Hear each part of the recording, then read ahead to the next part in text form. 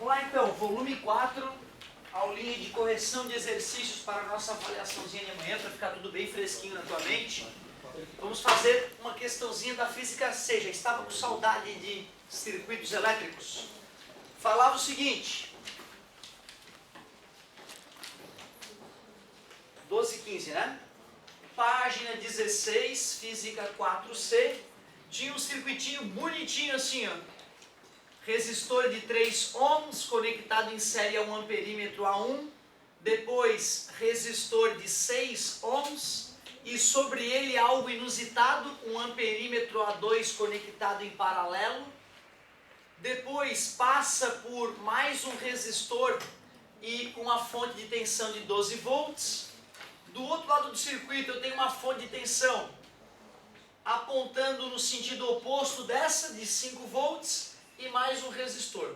Esses últimos dois resistores tinham 2 ohms cada um, uma fonte de 12 volts e outra de 5 volts.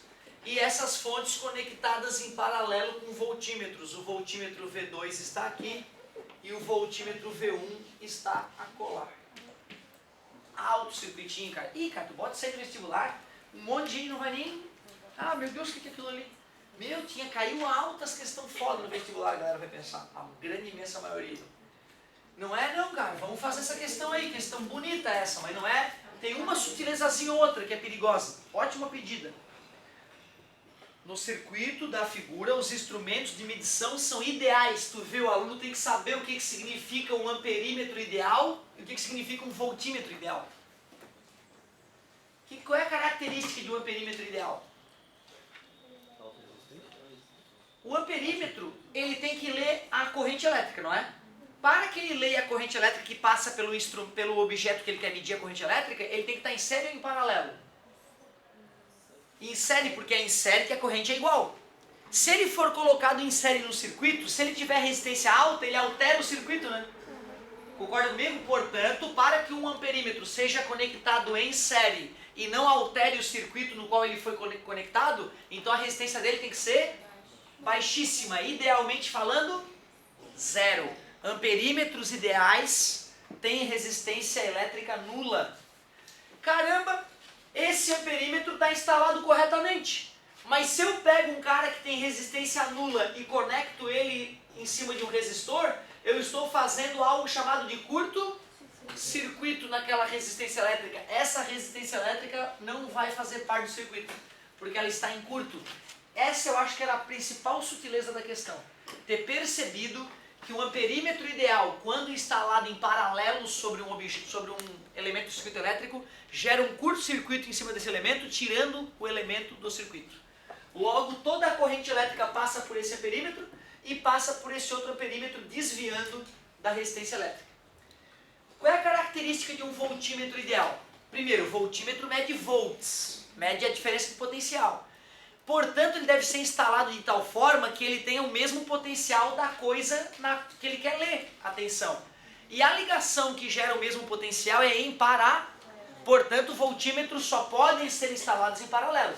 Só que se ele é instalado em paralelo, a tendência, se ele tiver baixa resistência, é que a corrente passe toda por ele, como aconteceu com o amperímetro.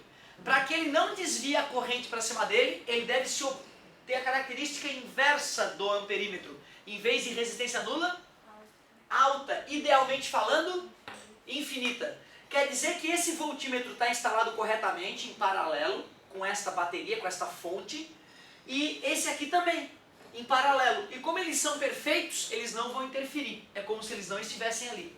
Portanto, o circuito que antes parecia um pouco mais cabreiro pode ser representado dessa maneira agora, ó. Dá uma olhada.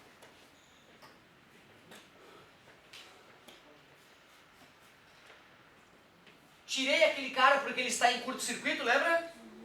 E pronto, ó. Ah, tem um detalhe, hein? Não são duas fontes de tensão, não. Um deles é gerador, o outro é receptor. Quem é o gerador, quem é o receptor? O gerador dos dois?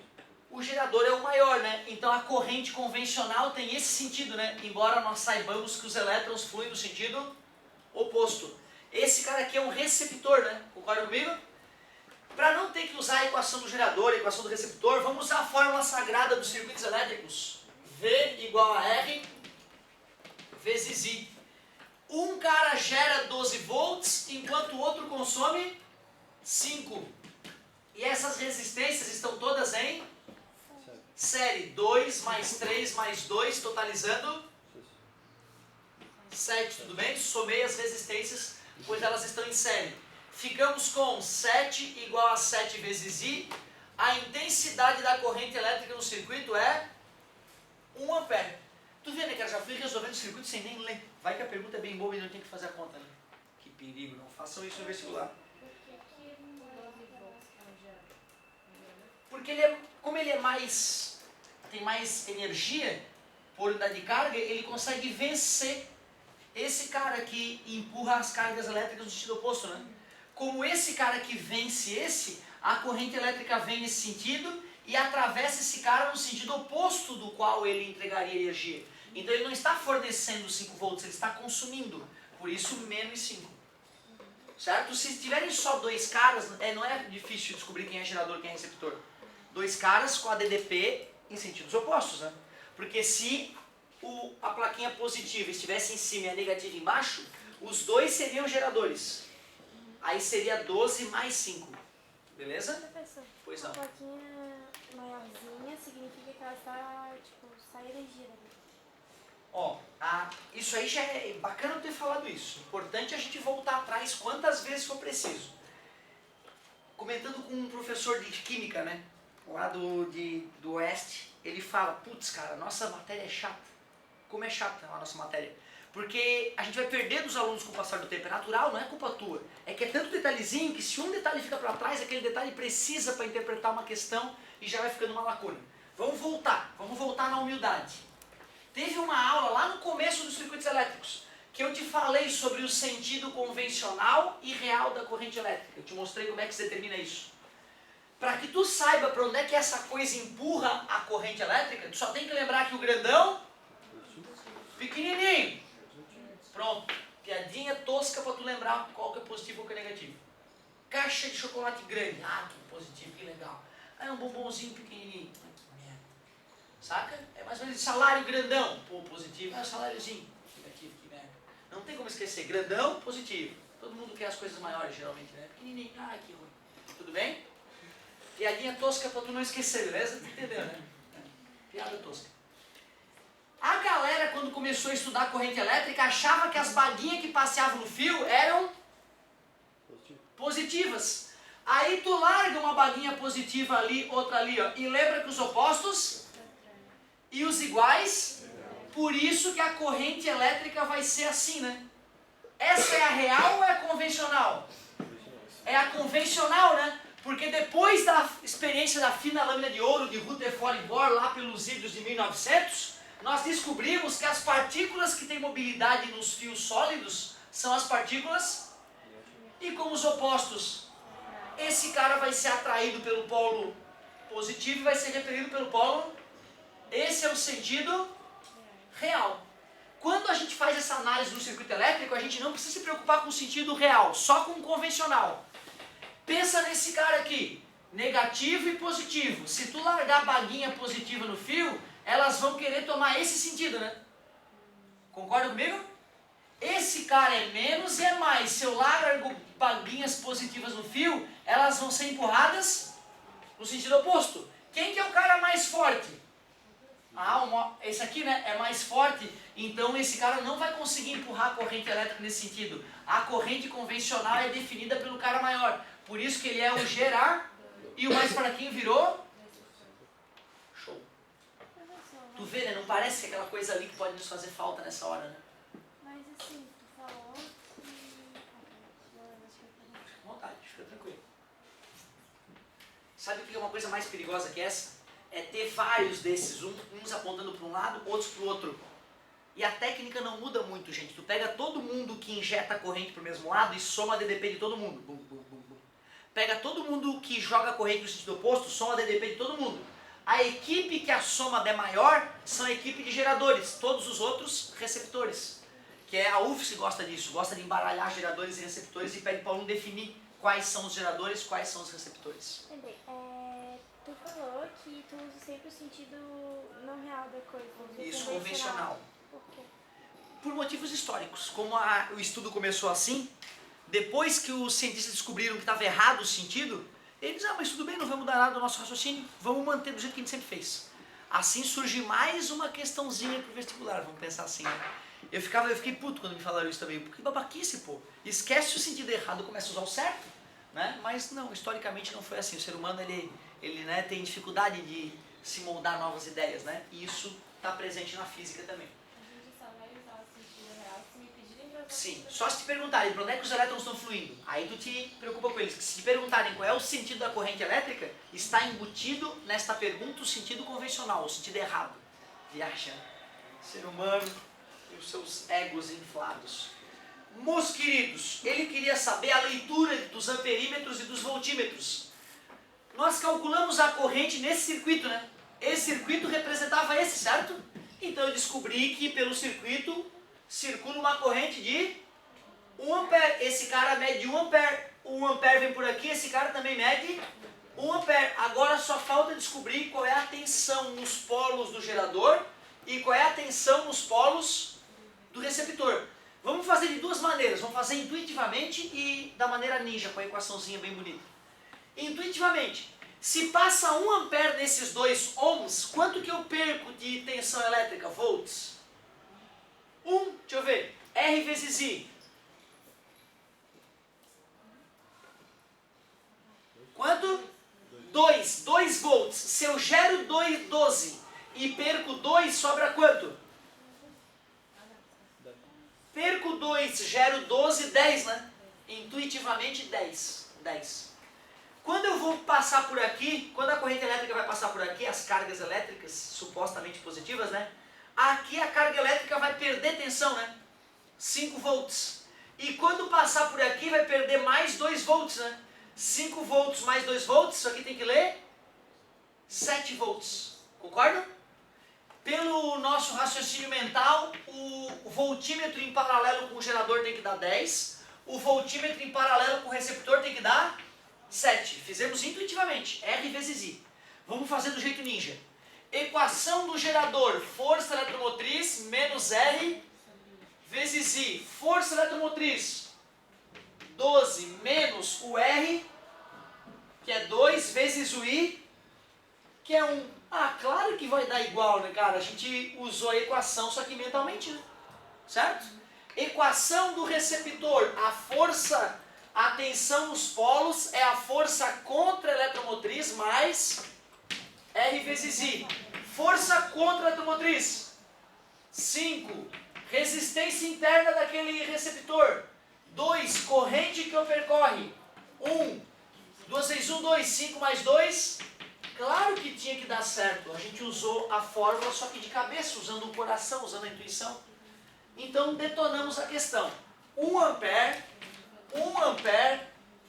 10 volts e 7 volts. Qual itemzinho tem isso? 1 ampere, 10 e 7. Letra B. Questão bem completa essa, cara. Bem completa. Não vai ser sempre que eu vou poder usar aquele V igual a R vezes I ou vai ser sempre? Sempre que tu souber o valor da resistência de um indivíduo e a corrente que percorre ele, tu sempre vai poder usar essa relação. Ela nunca falha. E quando eu não souber, tipo, por exemplo, a resistência do carinha e eu tiver meio sem... Pois então, olha só. Não tem o que falar se eu só te der 8 ohms, ó. Eu não posso te perguntar o V e o I. Não tem o que fazer. Porque a relação matemática é V igual a R vezes I. Eu sei que isso vai ser respeitado. Se eu não te der o I nem o V, não tem o que fazer. Às vezes, quando o circuito é mais complexo, pode dar a sensação de que não vai dar para fazer. Mas é porque tu não resolveu o circuito como um todo. Mas se eu tiver um resistor isolado no mundo assim, não adianta, não tem o que fazer com aquilo. Também não adianta eu chegar e falar o seguinte, tem 10 volts daqui para cá. Não sei o R nem o I, não tenho o que fazer, não sei mais nada. Não adianta eu chegar e falar para ti, olha cara, tá passando aqui 5 ampere. Tá, e o V? Não sei, e o R? Não sei, então também não sei o que fazer. Não tem o que fazer. Isso é uma coisa que tem que te deixar seguro. A física, a matemática, a química de maneira geral é assim. Se tu tiver uma equação e mais de uma incógnita, não dá para resolver. Não tem o que fazer. Nessas questões de física, química, matemática, que tu monta uma equação e tu vê que tem 2 letras, pode ter certeza, tem alguma coisa que tu não leu no texto, que te revela uma das letras que tu não conhece, ou no mais absurdo dos casos, aqui na nossa região pelo menos, tu vai ter que montar uma outra equação e fazer um sisteminha. Isola numa, substitui no outro. Que é que vai acontecer com alguns circuitos mais complexos, vai ter que fazer sistema com as leis de Kirchhoff. E nesse caso ali, tipo, a gente sempre usa pra calcular o que tá passando pelos polos, então. Nesse caso aqui, né, esse V é a tensão aplicada aos polos. Esse V, tanto da equação do gerador, quanto este V da equação do receptor, é a tensão de um polo ao outro do aparelho. Isso mesmo. Quando eu faço V igual a R vezes I, eu estou calculando a tensão nos polos de um resistor. Por exemplo, quero ver se a galera tá ligada. Quantos volts atua nesse cara?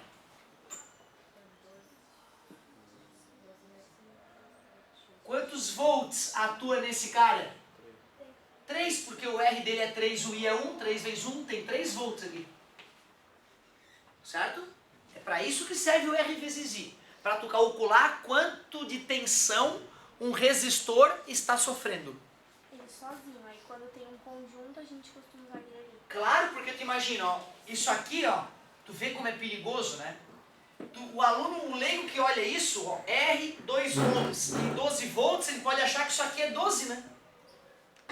E que aquilo ali é 2. E aí vai calcular um I que não tem nada a ver com a vida.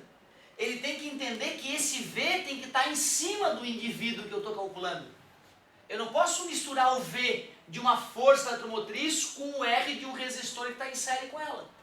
Tu vê então, ó, se tu te sentir muito confuso nessa parte, eu recomendaria voltar lá nos primeiros circuitos.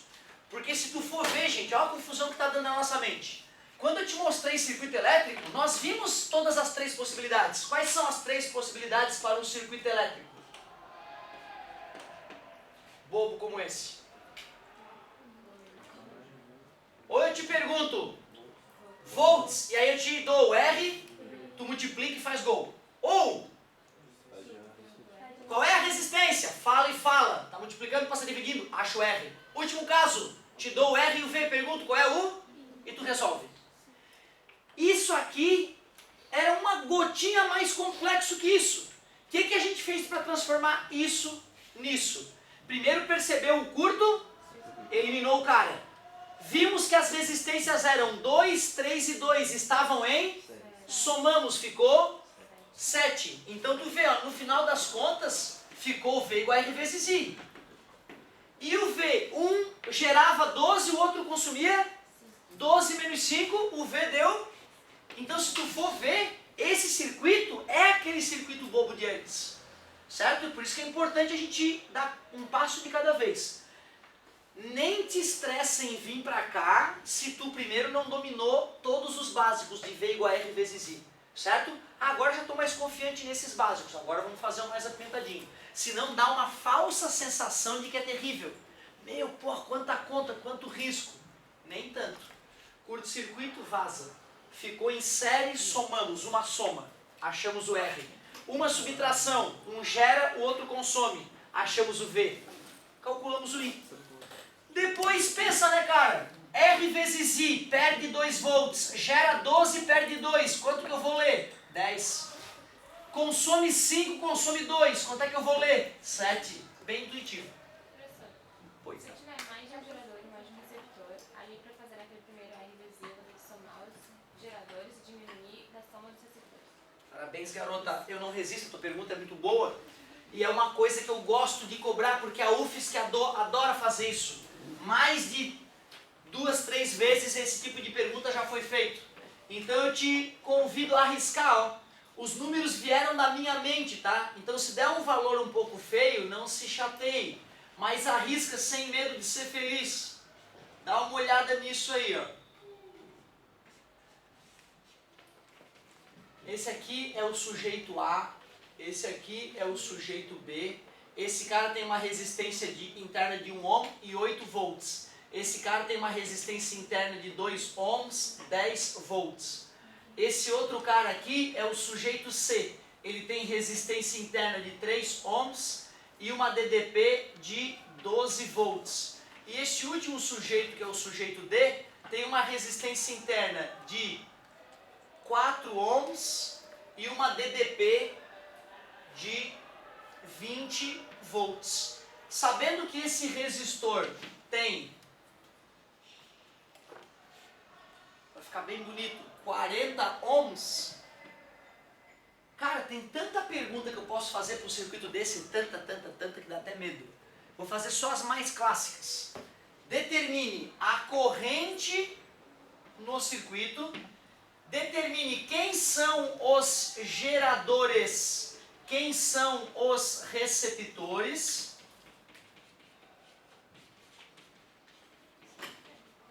E qual é a tensão nos polos do dispositivo A, qual é a tensão nos polos do dispositivo C. Bem parecido com essa brincadeira, eu só não instalei os aparelhos que estão medindo as coisas. Eu só não falei, ó, eu poderia ter colocado um voltímetro aqui em paralelo, tá vendo? E perguntar qual é o valor do voltímetro em A. Eu poderia ter colocado um voltímetro aqui, ó, em C e perguntado qual é o valor desse voltímetro. Poderia ter colocado um amperímetro em qualquer parte do circuito e perguntar qual é a corrente lida pelo amperímetro. Eu tirei os aparelhos para ter menos chance de te perturbar. Usa o que a gente acabou de discutir para ver se tu mata essa questão. Calcule o I. Aliás, antes de calcular o I, né, tente descobrir quem são os geradores e quem são os receptores. E tenta matar essa questão. Seria um ótimo exercício, cara. Um ótimo exercício. Isso no vestibular dá baixo índice de acerto. Por que não ficar acima da média? Vamos! Te dá uns minutinhos para tu pensar ali. Tem cola no quadro. Não quero ver ninguém parado, hein?